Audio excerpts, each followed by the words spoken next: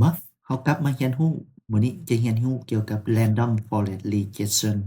เป็นการที่ว่าเฮาเอาข้อมูลนั้นมาประเมินเพื่อสร้างกราฟในการตัวนี้เราจะมา Random เบิ่งว่านั้นเงินเดือนพนักงานคือแบบนี้แล้วเราต้องการรู้ข้อมูลแล้วเป็นกราฟมันคือแนวใดการเฮ็ดการเรียนบ่แม่นเรื่องง่ายคือกับเฮาการเบิ่งเฮามาลองเบิ่งบางคำสั่งมันก็บ่ได้ง่ายเนาะ เริ่มต้นทำอิฐเราต้อง import ไฟล์ data มาก่อน import numpy snp import matplotlib pyport as plt import pandas as pd สังเกตเห็นบ่ว่าพวกนี้จะแม่นเรานำใช้ตลอดเวลาเลยเราใช้เกี่ยวกับ regression ในการต่อมาในการ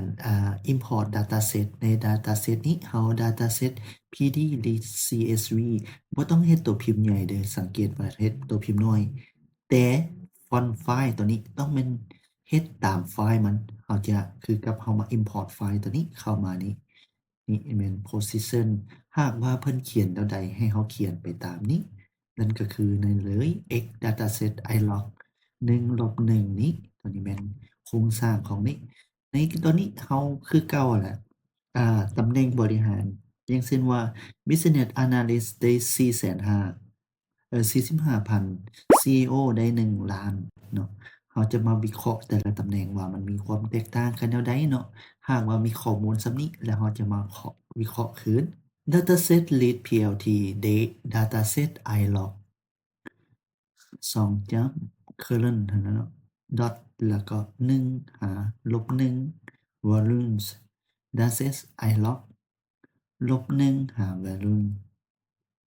มาบัดนี้เฮามา training random forest regression มาบัดนี้ scikit-learn ensemble import random forest regressor regressor random regressor n estimate เท่า10เนาะแล้วเฮาก็มานี้ random regressor regressor fit x and y หมายความว่าเฮาจะสร้างค่า x and y random นี้เด estimate 10 state แม่น0บัดนี้เฮามา predict result มัน regressor predict regressor ตัวนี้แล้วก็ predict 6.5 หมายความว่าเฮากำลังจะต้องการ predict 6.5 ระหว่างตัวนี้เฮามา random เบิ่งในตำแหน่ง 6.5 level นี่อยู่ 167,000 อยู่ในนี้มันบ่มีเนาะ 6.5 หมายความว่าระหว่าง6หา7แม่น 6.5 150,000 กับ 200,000 หมายความว่า 6.5 ก็ได้ 167,000 เนาะในที่นี้มันบ่แม่น 175 เนาะ 6.5 โอเคมาบัดนี้เฮามาใส่คำสั่งตัวนี้ eclipse np arrange min min หมายถึงว่าค่าต่ำสุด max หมายถึงว่าค่าสูงสุด0หา 0.01 นี่เนาะ eclipse reshape range 1 plt square color rate grid regressor predict rate นี่เนาะ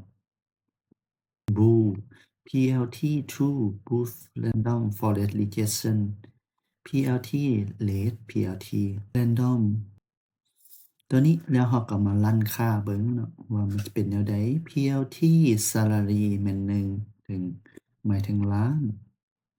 position level 0เนี่ย1หมายถึงว่า1ถึง10อยู่ในนี้เห็นสังเกตเห็นบ่ระหว่าง0หา2นี่1หา2นี่มันบ่มีความแตกต่างกันน้อยหลาย4เด้ก็บ่ได้หลาย6เริ่มขึ้นมาระดับ 6.5 7 8 มันเริ่มห่างโตน CEO มันจะหลายขึ้นเนาะนี่ก็แม่นการ Random Prediction Register เนาะเราสามารถเอาไปเรียนรู้แล้วก็ประยุกต์ใช้ใน Machine Learning ในการสร้าง AI ของพวกเราได้ลาก่อนแล้วพบกันใหม่